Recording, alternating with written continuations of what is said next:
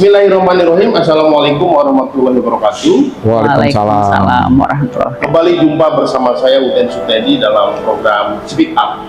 Nah, kali ini kebetulan ada dua tamu penting ya yang hadir di dalam program Speak Up ini. Di samping saya ada Ibu Yemelia. Kami menyebutnya itu para penggiat di Banten atau wartawan dengan sebutan populer Uni. Apa kabar Uni? Sehat ya? Alhamdulillah sehat-sehat. Nah, di sebelah saya ada Pak Agus Muharram, lelaki Parubaya yang tampan, simpatik, dan sudah sangat populer di kalangan para aktivis di Banten maupun di Jakarta. Beliau selain mantan pejabat di Koperasi dan Kementerian Koperasi dan UKM, juga sebetulnya seorang penyanyi. Saya mau ke Ibu Uni dulu nih, karena saya kangen dengan Ibu Uni nih. Ibu Im, panggilannya Im. Ya. Uni ya. Uni ya. Jadi saya pertama terakhir ketemu ya dengan Uni itu banyak di media itu waktu Uni mencalonkan diri sebagai bakal calon gubernur Wakil. Banten. Wakil ya. Waktu itu berdampingan dengan Pak Dimyati ya. Dimyati. Terus setelah itu kabarnya mundur, nggak ada. Itu kemana Uni itu setelah itu? Ada kan waktu itu pensiun dini, ngajukan pensiun. Sebenarnya salah satu alasan aja untuk mengajukan biar dapat mengajukan pensiun karena sudah rasanya untuk menjadi pejabat saat itu ya di Banten itu kita kan harus punya masa depan ya, target gitu. Kita pengen apa kan gitu, ada karir kan gitu. Tapi suasananya pada saat itu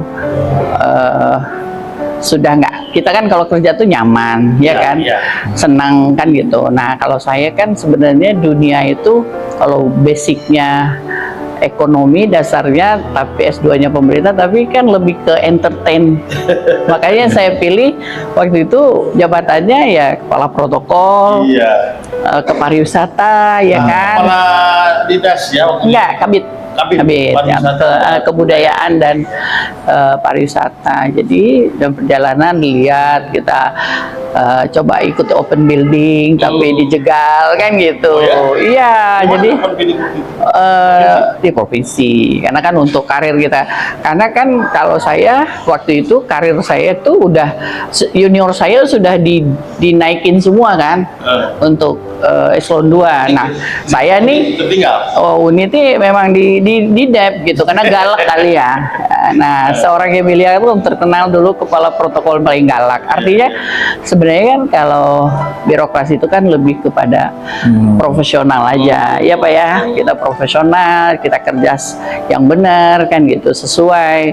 Tapi kan apa yang keinginan kita untuk seperti itu tidak semua juga mendukung ternyata ya kan. Makanya mana saya di tempat pasti ada sesuatu yang baru. Nah, terus sekarang apa kegiatannya? Usaha aja. Usaha ya? Usaha aja. Usaha? Enggak lah, pengusaha kecil-kecilan. Karena kan kita mesti apa ya, penggiat juga, penggiat apa namanya, seni dan budaya.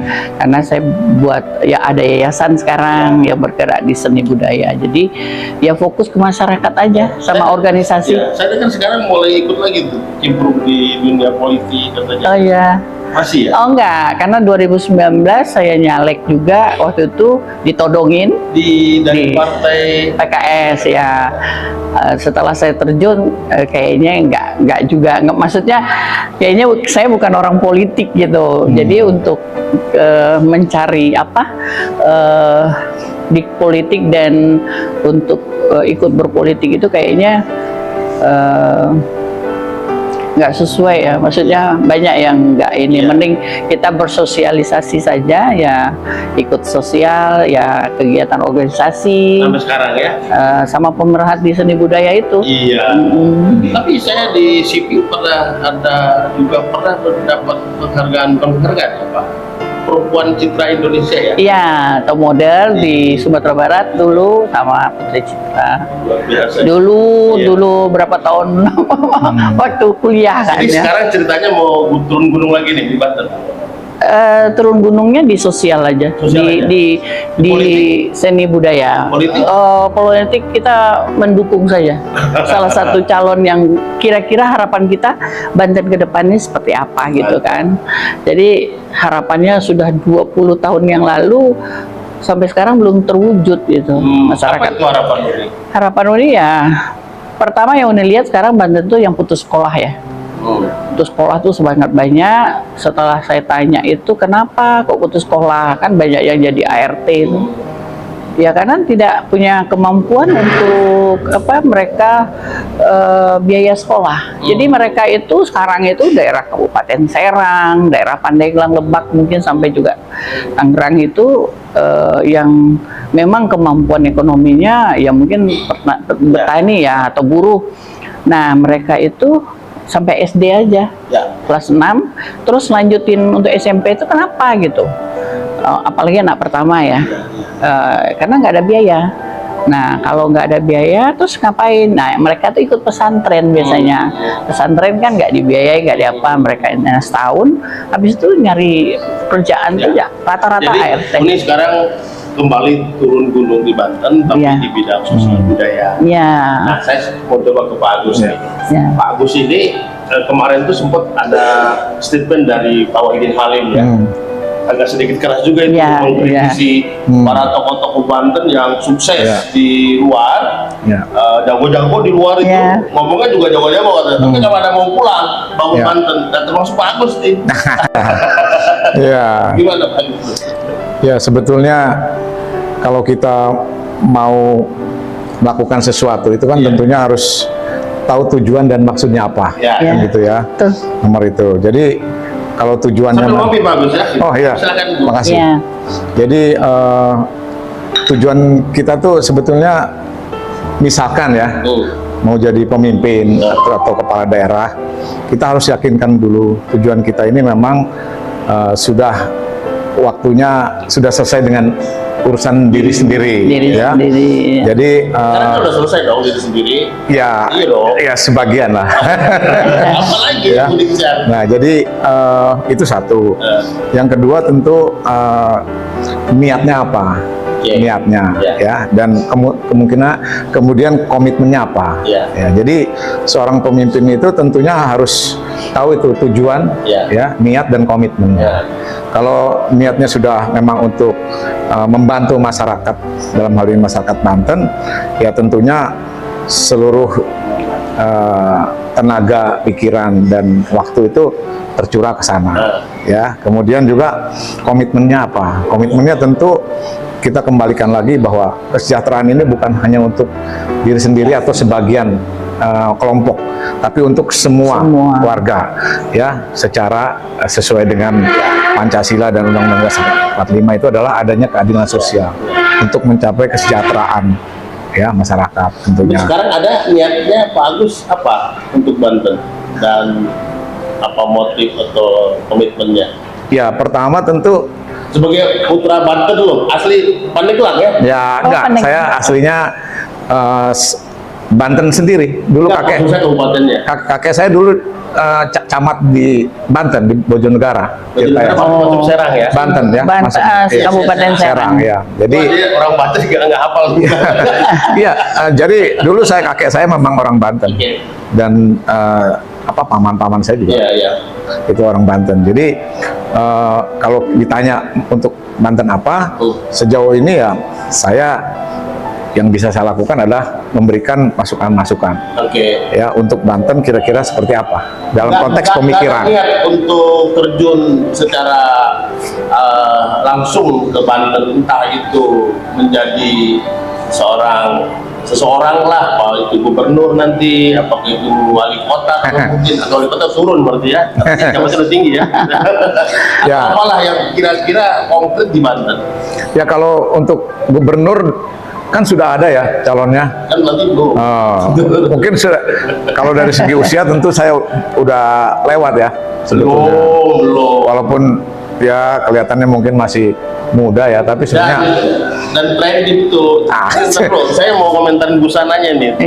Dari tadi saya tertarik dengan busananya. Ya, saya pakai topi ini sebetulnya pernah diwawancara oleh Ki Uten, pakai topinya sejenis ini. Jadi saya ya menyesuaikan lah gitu ya. Selalu saya kalau dalam pergaulan itu menyesuaikan diri. Jadi saya tidak mau terlalu berbeda dengan sesama ya. Jadi itu adalah bawaan saya. Oke.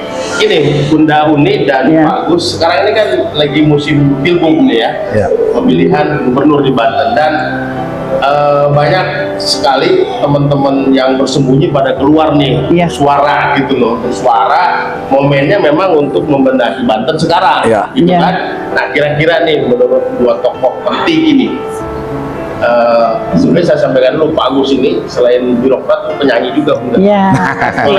Udah kelihatan. Suaranya begitu. Nanti dia mungkin bisa praktekkan tuh tuduhan. Nah, menurut Uni dulu deh. Kira-kira menurut Uni ya, ada dua calon gubernur ya. Sekarang itu ada Pak Andras Uni dan Ibu Airin.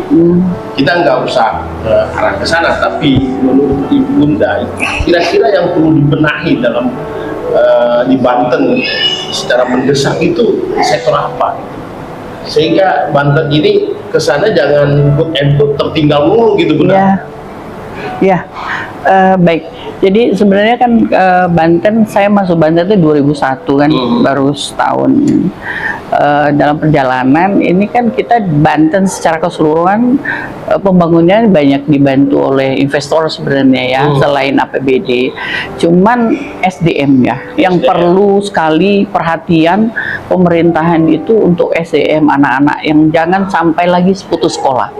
Karena kalau kita lihat sekarang itu sedih ya, kadang-kadang nangis ya, kayak kota Serang itu ya kotanya aja yang jalan utama aja yang agak lumayan hidup, tapi udah pinggirnya kan sudah kita ke depan belakang sudah ya apa ya, kenapa harusnya kan ini tanggung jawab pemerintah kota ya kan. Nah kalau kabupaten terus provinsi, nah yang paling berpihak lah kepada masyarakat gitu. Berpihak pada masyarakat itu apa ya? Pertama SDM-nya ya kan, SDM itu kan berarti pendidikan.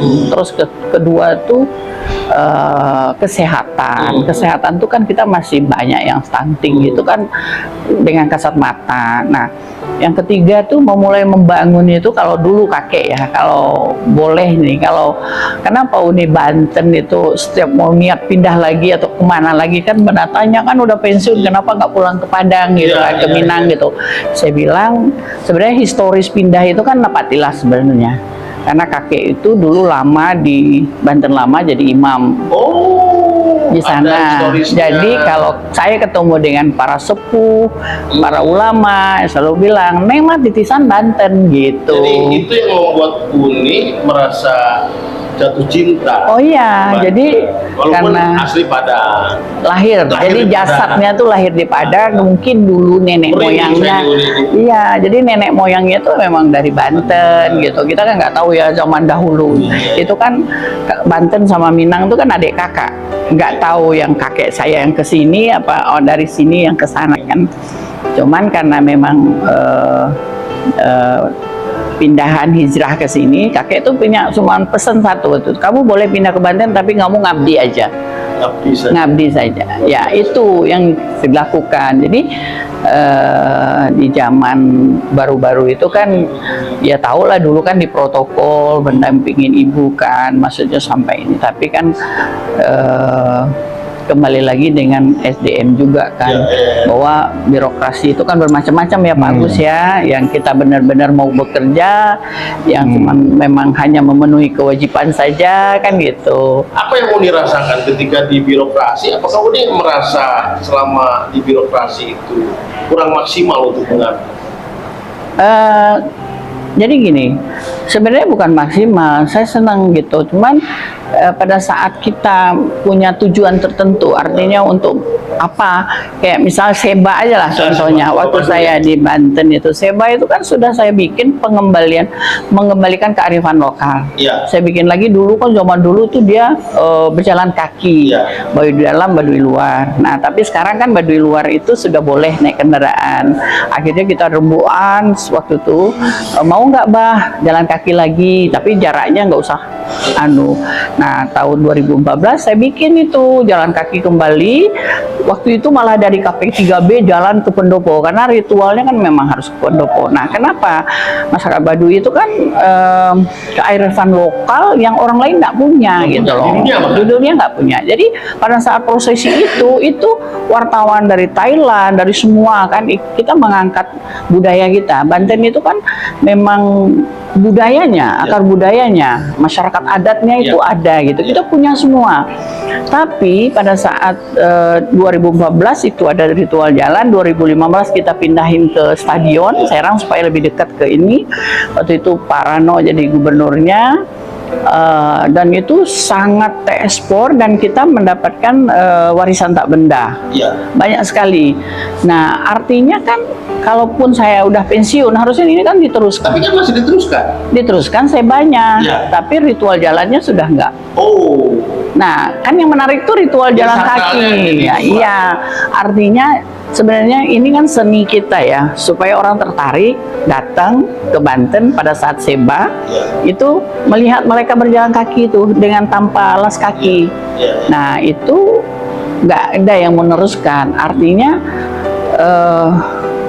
ya itu tadi tidak kreatif gitu. Oke.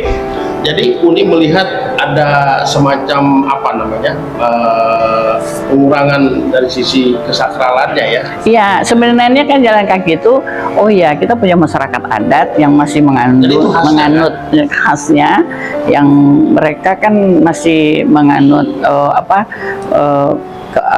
kepercayaan ya, yang di Banten itu yang satu-satunya. Kalau masyarakat adat lainnya kan udah Muslim semua. Nah, masyarakat Baduy ini kan bukannya hanya orang Banten yang mengunjungi, mungkin orang Banten nggak begitu antusias mengunjungi Baduy itu, tapi kan dari luarnya itu. Kan Banten kekhasannya bukan hanya Baduy, ada juga kesukuan-kesukuan. Iya, Kasicungsang, Citorek, Cipta Gelar, ya kan itu. Tapi masing-masing mereka ritual kan di tempatnya, kayak Serentahun itu. Nah itu sebenarnya kan harus diangkat dan terus-menerus dilakukan dan terus-menerus juga dianggarkan gitu. Harusnya begitu. Bahkan kesan saya begini, Seba Baduy dan beberapa juga kegiatan budaya di Banten itu kesannya lebih banyak ke seremoni ya. Iya, iya. Padahal di dalam Seba dan beberapa kegiatan adat itu punya pesan-pesan umum. Oh iya, jadi makanya ya kalau kita balik lagi tahun 80-an, 70-an itu kan kehidupan kita sebenarnya seperti Baduy itu. Kayak kita ada tamu itu sudah ada tersedia semua di situ kan, air, teh, kopi. Nah, itu cara-cara seperti itu kan mereka masih mempertahankan kearifan lokalnya. Nah, kalau kita kan sekarang sudah mulai hilang gitu kan. Nah, itu sebenarnya banyak yang kehidupan itu banyak harus kita belajar dari masyarakat adat. Nah, itu yang kenapa saya sampai bikin yayasan seni dan budaya, karena orang seni itu tidak bisa hidup dari seninya. Tidak boleh melihat kebijakan Provinsi Banten terakhir-terakhir ini memang agak kurang di sisi kebudayaan. Iya, menganggarkan ya memenuhi kewajiban aja, yang penting ada kegiatan. Tapi kan harusnya kita sebagai Provinsi Banten ya, yang lambang A itu kan jadi harusnya mencintai Banten itu sendiri. Bagaimana sih orang Banten mencintai Banten itu dengan apa? Karena ya selain industri yang sudah banyak bla bla bla, tapi masyarakat asli Banten itu sendiri kan memang mesti diangkat, diperhatikan yang mereka butuhkan, dan duit itu ada. Dari sisi Baduy saja ya, belum dari sisi masyarakat adatnya, seni lain, jadi kesultanan. Ya kan masyarakat ya. Kalau Banten itu kan sama juga ya. Kalau di Minang tuh ada 3, ada ulama, ada cerdik pandai, itu cerdik pandai kan, ada birokratnya. Nah, di Banten sendiri kan ada itu. Nah, ada ini ya ada ulama. Nah, 3 ini kan mesti bersatu, ya kan, jangan yang satu aja menonjol, tapi di satu sisi ini ditinggalkan. Ya, terus satu. Banten itu adalah tanah para wali. Jadi harus dipimpin orang amanah. Yang kalau nggak amanah ya begitu. Ujungnya ya pasti begitu gitu loh. Wah, luar biasa ini. Jadi banyak yang perlu digali. Nah, menurut Pak Agus ini kan basicnya kalau dari sisi profesi di birokrat kan banyak menangani urusan bisnis ya, ekonomi dan wirausaha sama UKM. Nah, Banten ini kan sebetulnya potensinya besar sekali Pak Agus, Ya. sumber daya alam, sumber Ya. daya alam ya. Tapi kalau dilihat dari sisi skala nasional, secara ekonomi kita masih ada di bawah rankingnya. Ya. Jadi begini ya, masa kecil saya, masa sekolah saya di Banten, di Serang, sampai SMA. Nah, kemudian saya sekolah di Bandung dan berkarir di Jakarta. Saya mengamati, karena saya merasa orang Banten, mengamati apa sih masalahnya di Banten ini. Saya menemukan 5 permasalahan. Pertama, masalah knowledge, pengetahuan, yang diperoleh dari pendidikan, ya. Knowledge ini beda dengan skill. Nah, ini nanti saya uraikan. Yang kedua adalah skill, keterampilan dari masyarakat Banten. Ini masalah yang harus ditangani ya. Ketiga itu adalah opportunity, ya, peluangnya yang kurang.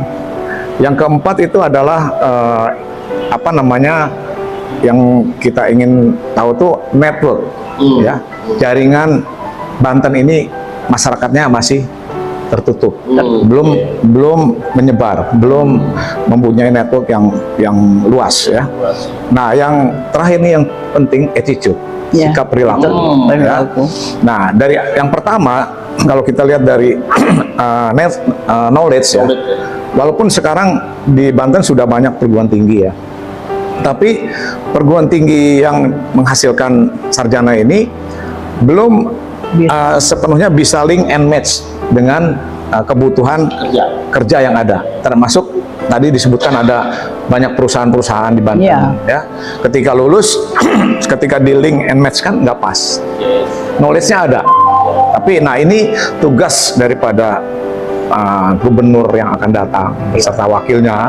Ini bagaimana bisa mengkaitkan, menggatukan antara lulusan perguruan tinggi dengan dunia kerja. Nah, tentu di sini harus ada kebijakan-kebijakan yang quote unquote ya, lebih menekan atau mempressure perusahaan-perusahaan di Banten supaya bisa menyerap apapun caranya. Nah, misalkan karena dia sudah knowledge punya, nah kita tingkatkan skillnya, ya, keterampilannya. Apakah memang lulusan ini sudah terampil nggak? Misalkan dalam hal bahasa Inggris dan teknik informatika atau komputer ya. Nah, kemudian yang saya katakan tadi, diberikan nggak peluang, opportunity oleh pemerintah? Nah, sebelum masuk ke opportunity ya, kan knowledge itu juga sesuai dengan apa namanya label Banten, itu ulama. Ulama itu artinya kan orang yang berilmu tinggi. Nah, betul. Artinya harusnya budaya keilmuan, budaya literasi, budaya knowledge itu harus dimiliki oleh masyarakat Banten. Setuju, betul. Jadi budaya untuk menguasai ilmu pengetahuan itu dan teknologi itu merupakan harus ditanamkan bahwa orang Banten ini memang yakin bisa, pasti bisa. Dan dulu Banten maju itu karena ilmu pengetahuan. Di zaman abad 17 itu Banten itu pelabuhan itu terbesar di Asia Tenggara. Artinya mereka sudah punya knowledge yang baik, skill yang baik. Nah, punya network yang atau punya opportunity yang besar. Ya, karena apa? Opportunity Banten ini sangat besar, dia sangat terbuka dengan wilayah-wilayah lain. Secara geografis memungkinkan terbuka. Sumatera. Iya, dengan Sumatera, dengan dunia luar ya. Nah, sementara networknya ini belum ya, tadi mungkin ada salah satu calon gubernur yang ingin mengembangkan infrastruktur ya. Bentar, networknya kurang ya. Kira-kira salahnya di mana itu Pak Agus? Ya, network ini menurut hemat saya network dan budaya literasi, budaya ilmu pengetahuan juga berkurang. Kira-kira salahnya di mana itu? Ya, kita kalau mencari salah emang gampang ya. Enggak, tapi itu penting supaya kita perbaiki gitu. Ya, misalkan begini ya, apakah di dalam network ini udah masuk belum antara distribusi dengan produksi, ya, pertanian, hasil pertanian. Jalan-jalan ini sudah bisa efisien, efektif nggak, ya? Nah, ini perlu dilihat, ya. Kemudian bisa nggak menghubungkan atau linkage antara satu daerah dengan daerah lain? Bukan linkage dari network aja, tapi dari activity-nya. Misalkan Pelabuhan Karanghantu. Ya. Kan dia punya produksi ikan. Ikan. Tentunya dia harus di trigger supaya dia bisa akses ke pusat-pusat pelelangan ikan, baik di internal maupun di eksternal. Ya, network ini sangat luas. Nah, kemudian tadi opportunity harus dibuka. Nah, terakhir ini justru yang nomor satu sebetulnya.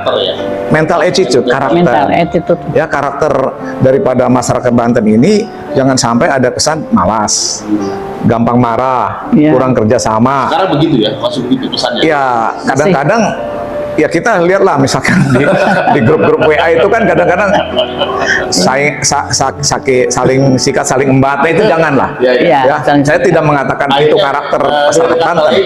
Kebanyakan konfliknya kita. Ya, kerjasama harus ditingkatkan. Kerjasama antar para ulama, umaro, yang itu harus lebih rukun, lebih damai ya.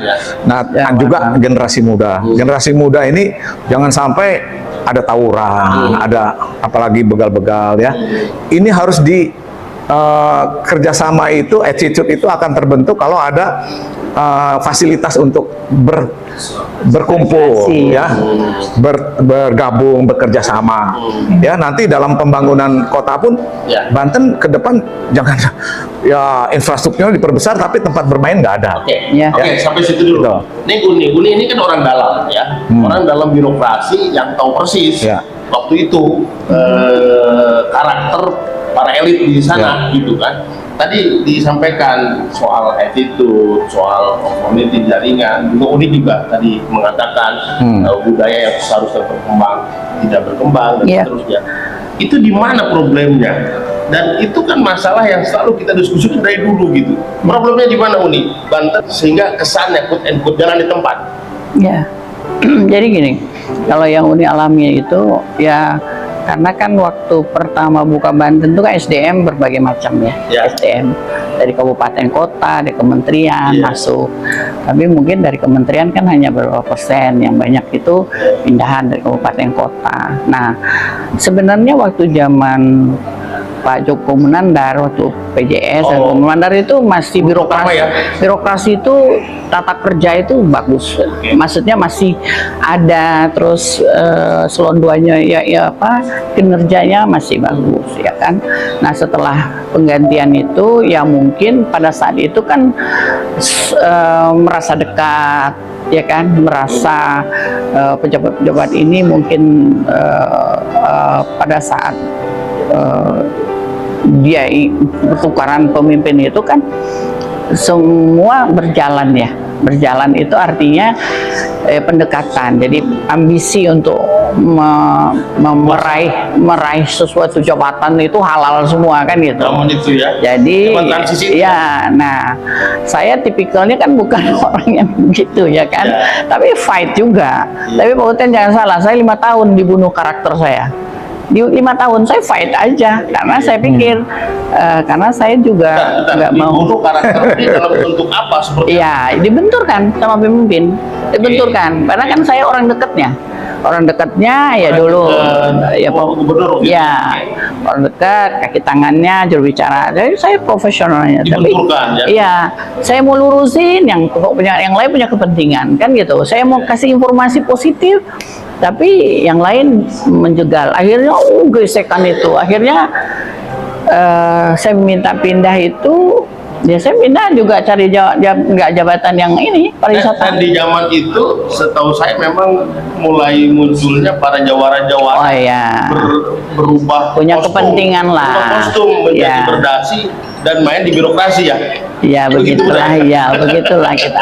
Ya maksudnya bagi saya tuh gini, orang yang memang sebenarnya ya itu tadi apa yang disampaikan oleh Pak Agus itu semuanya tuh real ya, real.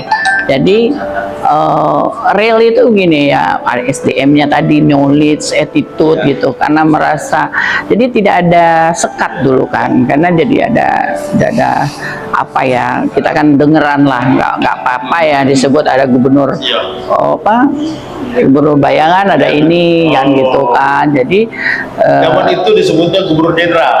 Gubernur jenderal artinya Nggak apa-apa, terbuka iya. aja. Jadi kalau saya kan lebih profesionalnya karena kerja kita ya. Iya. Kerja itu kita pegawai negeri kan. Iya, iya. HSN itu bukan di Banten kan Iya, gitu. iya. Karena pindahan kita mengabdi aja kan, Iya. abdi. Karena kakek bilang kamu udah kerja, mungkin dia udah lihat ke depannya seperti apa ya kan. Nah, akhirnya kerja karir gitu. Nah di saat seperti itu lihat ini kok orang gampang banget ya jadi eselon 2, jadi eselon 2-nya terus jadi ujuk-ujuk dulu ya Pak Agus ya. Kalau kita kan jenjang jabatan tuh ada ya. Ada. 3B boleh eselon 4. Ya. Nah, 3C atau 3D dulu boleh. Kalau boleh naik ke eselon 3 atau 4A gitu. Ini bisa loncat-loncat pada saat itu gitu loh. Ini kok ini yang Liar ya? Iya. Kesannya liar. Loh, kalau dipikir profesional, saya sama yang dia promosiin apa? Nah, Iya. cuman kan saya nggak punya kedekatan yang harus menjelekkan si A, si B, si gitu. Itulah. Dan saat itu ini merasa tertekan, nggak merasa dirugikan atau Oh iyalah pasti, tapi kan saya ya mungkin waktu itu tahu aja, saya pikir karena kita nggak punya kepentingan ya, kita Iya, profesional iya, aja. iya. Saat itu ya kerja aja, kerja aja profesional. Yang ini sudah bukan terjajah profesionalismenya. ya, nah dari situ 5 tahun akhirnya ini jadi dimusuhi bersama gitu. Oke. Saya dibikin apa ya, tapi Allah tuh berkehendak, tapi alhamdulillah ya Bu Atut sendiri waktu itu nggak terpengaruh karena sampai isu saya mau nonjok. Nonjok. Nah, semua dilantik, saya sendiri nggak dapat surat undangan pelantikan. Oh ini pasti nonjok gitu. Tapi alhamdulillah mungkin juga sebenarnya pimpinan pada saat itu juga mungkin nggak berpikir ke situ. Karena saya kan 7 tahun, 5 tahun ya bersama-sama beliau gitu. Tapi karena mungkin isu yang disampaikan itu menurut mereka tuh apa, tapi kan nggak bisa dibuktikan karena Oke, itu kan masa lalu ya. Iya, Artinya kita iya, sekarang iya. harus menatap ke depan, Iya. bagus ya. Oh ya, betul. Dan tentu perubahan-perubahan yang diharapkan oleh Pak Agus dan Juni serta masyarakat Banten kan harus konkret. Dan Konkret, itu ya. tergantung kepada pemimpinnya. Betul. Pemimpinnya Ya. siapa gitu kan. Ya. Nah menurut Pak Agus nih juga seorang pemimpin juga di birokrasi di pusat ya. Kira-kira yang cocok itu untuk Banten itu ke depan dengan potensi yang begitu besar. Potensi ada ulama, ada jawara, ada kesepuan, ada sumber daya alam yang bagus gitu kan. Ada potensi budaya yang luar biasa. Kira-kira seperti apa pemimpin atau gubernur di Banten yang cocok? Ya. Ya, pertama tentu sebagai pemimpin akan memimpin kelembagaan ya. Dalam hal ini pemerintahan. Di situ sudah tersedia budget ya. Anggaran Ada maksudnya. anggaran Iya. ya. Ada anggaran dan harus komit sesuai dengan mau dikemanakan anggaran ini. Ya. Nah, dengan komitmen ini ada anggaran, ada komitmen, tapi kalau tidak ada leadership ya, bagaimana memimpin, kapan harus bicara, kapan harus bertindak, kapan harus diam, Ya. itu adalah skill tadi yang saya bilang tadi, termasuk juga knowledge. Jadi ada di situ. Nah, pemimpin yang akan datang, saya berharap pendekatan pembangunan Banten ini melalui pendekatan wilayah berbasis sosial budaya, budaya Banten, ya, pendekatan Berbasis budaya Banten. Iya, berbasis sosial budaya Banten, kehidupan soal sosial. Banten Iya, jadi itu jangan ditinggal karena, kita tidak bisa membangun secara fisik kalau tidak memperhatikan karakter yang ada di Banten. Nah, untuk selama ini itu karakter itu muncul nggak di Banten? justru itu tadi kan saya katakan attitude dan sikap dan perilaku masyarakat Artinya Banten belum ini terlihat. belum sepenuhnya mempunyai satu belum digali secara dalam, di mana potensi yang zaman dulu itu belum tergali. Kita menjadi daerah yang suprematis. Iya, ya. Jadi, nah makanya harus ada pendekatan wilayah dan yang berbasis sosial budaya. Oke. Nah, apa itu? Tentu dalam merumuskan kebijakan dan program itu harus dilihat dulu linkage-nya. keterkaitan antar satu wilayah dengan wilayah lainnya. Keterkaitan apa? Pertama, keterkaitan SDM-nya. Kita tidak bisa mentreatment pembangunan di SDM satu wilayah. Katakanlah misalkan di daerah pedalaman ya, pedesaan dengan di perkotaan. Tidak bisa diratakan ya, atau yang pendidikan yang rendah dengan pendidikan tinggi. Itu juga harus dilihat keterkaitannya. Kedua, infrastruktur yang ada. Karena kalau kita misalkan bangun kawasan pertanian tapi jalannya belum dirapikan, akhirnya nggak terpasarkan, ya kan? Yang ketiga itu adalah keterkaitan mana sektor unggulan dan kawasan andalannya. Sektor-sektor unggulan di Banten ini yang mana sih sebetulnya? Nah, ini harus ditetapkan dulu, jangan bangun di sana ternyata nggak ada yang nggak kepake. Nah kalau yang sudah terbangun sekarang, misalkan jalan tol dari yang menuju nanti akan Panimbang ya. Nah itu tentu harus activity-nya harus segera dipikirkan. Ekonomi khusus ya. Ekonomi khusus. Nah ini tugas daripada gubernur yang akan datang, bagaimana meng-create activity di sekitar itu. Saya pernah beberapa kali lewat situ masih sepi. Jadi saat ini masih lemah di sisi itu ya. Ya, jadi linkage-nya ya, linkage infrastruktur dengan activity, dengan network ya. Nah, yang sektor andalan, sektor unggulan yang mana? Kemudian belum. Nah, kemudian institutional setup-nya ini harus benar-benar dibangun. Artinya apa? Antara pemerintah provinsi dengan pemerintah kabupaten kota ini harus ada keterkaitan yang kuat. Jangan merasa bahwa misalkan Tangsel lebih kesannya ada ego sektoral ya. Saya melihat begitu. Makanya ada yang mengatakan katanya membantenkan Tangsel misalkan. Bahkan Wahidin waktu jadi gubernur dianggap kurang Banten tuh. Ya, makanya hal-hal itu jadi harus disadari oleh para kepala daerah, bupati, wali kota bahwa koordinator pembangunan di provinsi itu ya gubernur gitu loh. Ya, jangan sampai seolah-olah ini diperintah, gue kan bukan atasannya. Nah, secara birokrasi memang koordinasi ini kan ada vertikal, horizontal dan vertikal, horizontal, dan diagonal. Ya, memang secara vertikal gubernur tidak punya perintah langsung kepada wali kota dan bupati. Ya, tapi koordinasi yang sifatnya apa?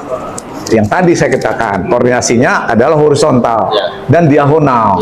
Nah, tetapi gubernur ini juga bisa secara vertikal karena dia adalah wakil pemerintah pusat di daerah. Jadi jangan merasa wali kota ini raja kecil, enggak. Jadi harus ada kerjasama yang baik. Itulah yang saya katakan network, institutional network itu harus dari hasil clustering tadi. Kita bisa mengambil mana pertumbuhan yang tinggi tapi SDM-nya rendah, pertumbuhannya rendah tapi SDM-nya bagus. Nah, inilah kemudian dibuat kebijakan dan program. Itu salah satu cara. Nah, lebih detailnya tentu saya siap ya untuk mengelaborasi seperti tadi Ki Uten sampaikan. Siapapun nanti yang terpilih gubernurnya, saya siap memberikan, bukan hanya diundang, saya sebagai katakanlah misalkan tim ahlinya mereka boleh aja, nggak ada masalah. Karena kalau secara operasional saya kan sudah lewat lah, saya udah maaf ya, misalkan saya udah jadi sekjen lebih dari 6 tahun ya, Eselon 1 16 tahun, jadi sebetulnya sudah cukup lah untuk berkarir. Ya, sekarang tinggal pemikiran dan tinggal kalau memang diminta untuk lebih lebih memberikan satu kontribusi ya siap. Dulu saya ketika jadi deputi pemasaran ya dan deputi pembiayaan, saya sering bekerja sama dengan teman-teman di kabupaten kota. Misalkan salah satunya saya nggak banyak ya, misalkan bagaimana membantu UKM mendapatkan fasilitasi pembiayaan, membuat pusat layanan terpadu, pusat layanan usaha terpadu, membangun gedung di sana. Nah, saya lihat itu gedung itu yang dulu saya bersama teman-teman bangun itu belum optimal. Nah, itu juga mungkin nanti bisa dioptimalkan dan sebagainya. Nah, menurutku nih, tadi kan udah banyak lebar cerita. Kepemimpinan yang ideal buat Banten dengan segala potensi yang dimiliki itu seperti apa? Iya, pertama ya kita lihat sosoknya ya. Sosoknya itu ya mesti kalau di Banten tuh mesti tegas. Ya, Mesti tegas. tegas. Profesional artinya boleh mendengarkan masukan dari siapa saja, tapi keputusan dia. Nah, untuk jabatan tuh saya sarankan 4-3 tuh open building yang benar gitu. 4-3 itu apa maksudnya? Ya, selon 4, selon 3, selon 2 itu mesti dilaksanakan open building. Profesional ya? Profesional. Jadi tidak ada lagi apa ya, Begitu saja. ya karena senang ya, karena akhirnya pekerjaannya apa hasilnya itu nanti nggak maksimal, tidak membantu gubernur.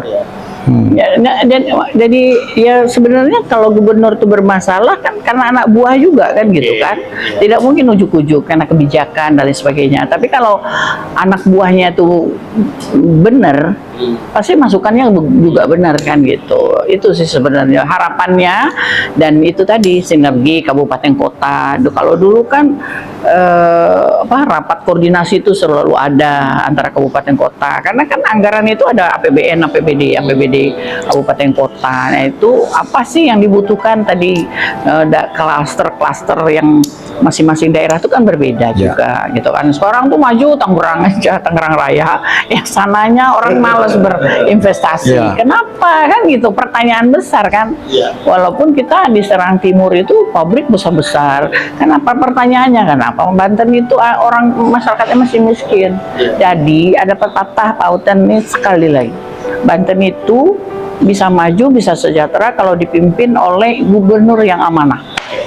Nah, gini, tempo hari ada tulisan itu sempat viral bahwa di Banten itu sesungguhnya bukan ada pemimpin, yang ada penguasa. Ya. Nah, gimana menurut Pak Agus? Ya, saya memang berbeda ya, pemimpin dengan penguasa. Oh, itu berbeda sekali. Sangat berbeda. Kalau penguasa itu biasanya konotasinya bagaimana bisa mendapatkan keuntungan sebesar-besarnya dengan modal sekecil-kecilnya, ya kan? Tanpa tanam. Nah, itu lebih jauh lagi. Tapi kalau pemimpin ini kan dia mengayomi, men-trigger, inspirator, motivator, ya. Jadi berbeda dan tujuannya juga beda. Ya, kalau penguasa inginnya berkuasa. Ya memang kekuasaan itu satu kehormatan diberikan kepada pemimpin. Untuk apa? Untuk melayani masyarakat, bukan untuk menggunakan kekuasaannya sewenang-wenang. Jadi yang namanya pemimpin itu adalah pelayan masyarakat. Jadi berbeda dengan penguasa. Kalau penguasa itu adalah tuan daripada masyarakat. Nah kalau saya melihat tentunya ya, insya Allah lah ke depan memang tidak terlepas pemimpin itu kadang-kadang ada sifat kekuasaannya lebih besar daripada sifat kepemimpinannya, ada seperti itu.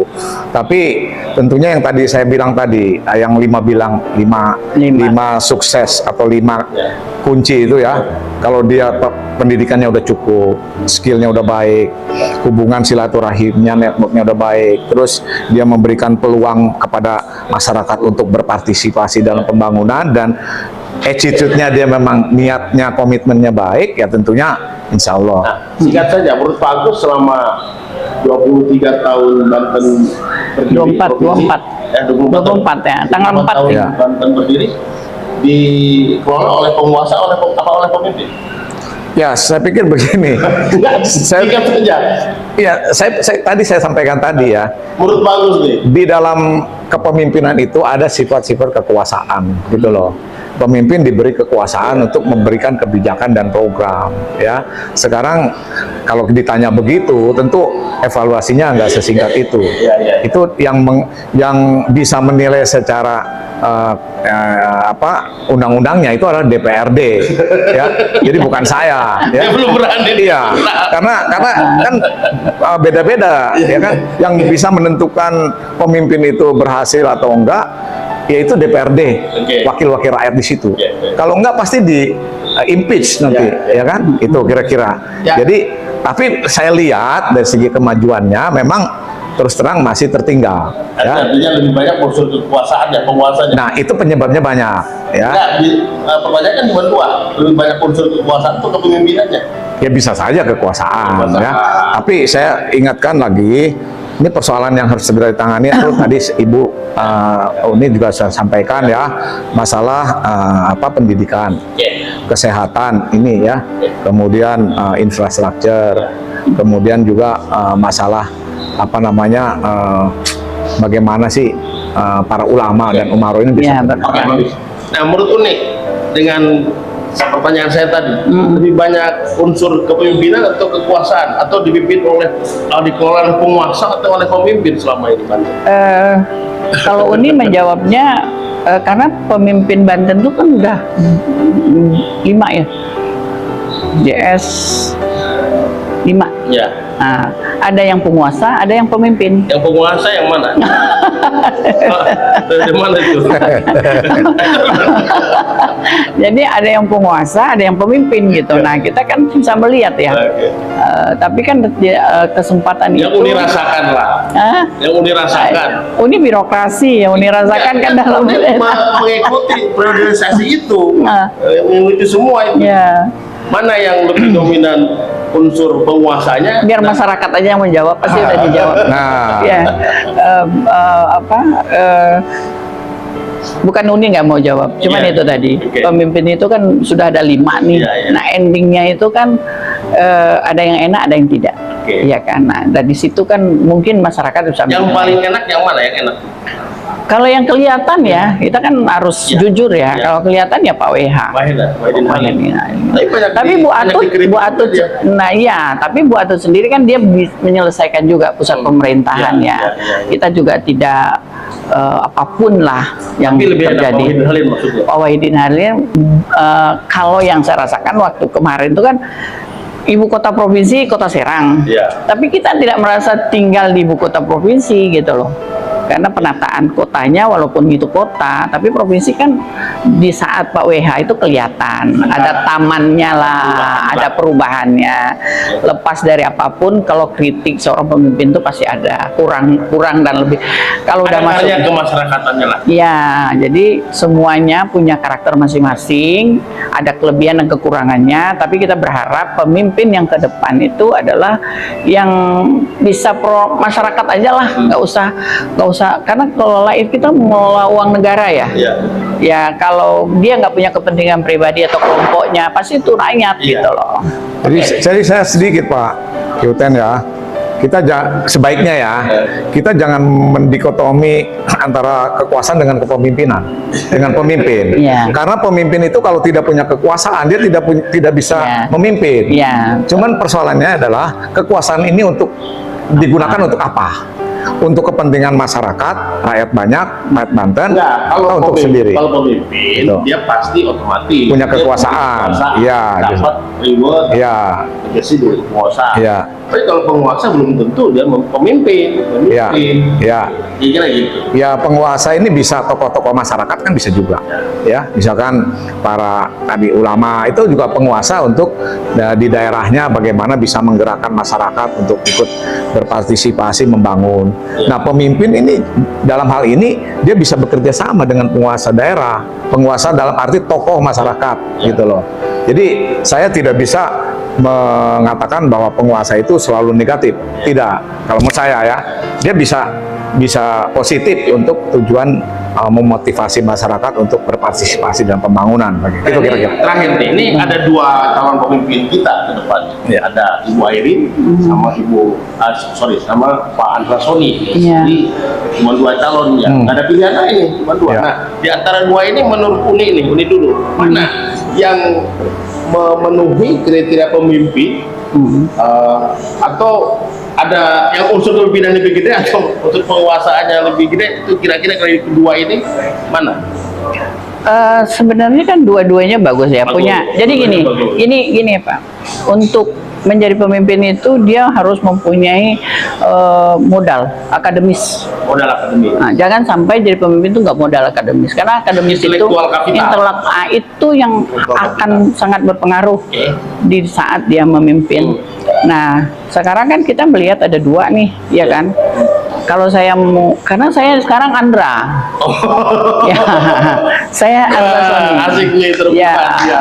Andra Jadi Soni. Andra Soni, Jadi- kenapa? Ya karena mungkin bagi saya yang anak petani dan sebagainya apapun, tapi setelah saya diskusi dia punya visi untuk membangun Banten. Artinya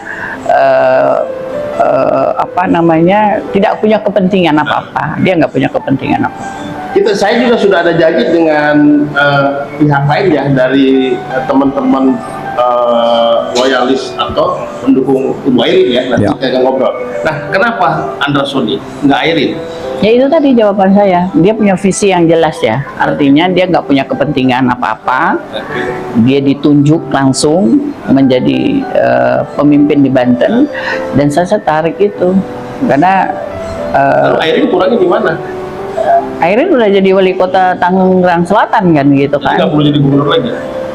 Saya rasa mungkin Bu Airin tuh harusnya di DPR RI aja kemarin atau jadi menteri gitu loh, jadi menteri.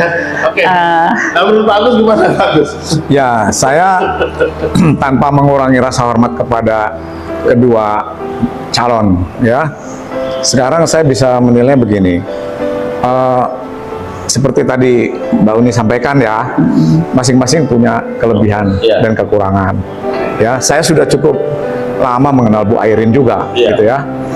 Nah, tetapi saya lihatnya dari sisi politik gitu lah. Kalau dari sisi politik, kalau mesin politik pendukung Pak Andrasoni Dindiati ini bekerja maksimal, itu peluang untuk memenangkan kompetisi Pilgub itu lebih besar Pak Andrasoni.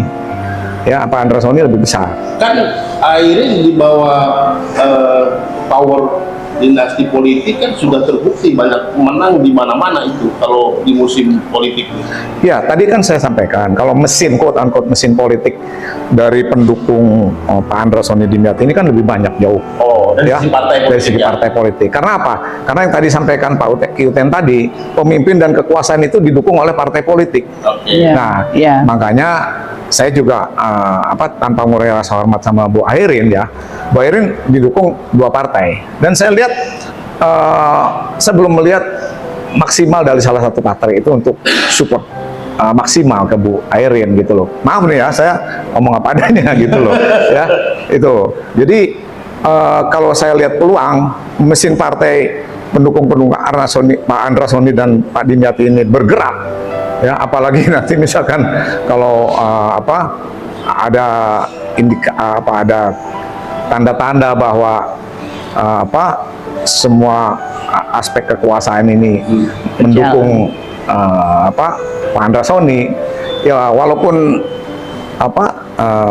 rating atau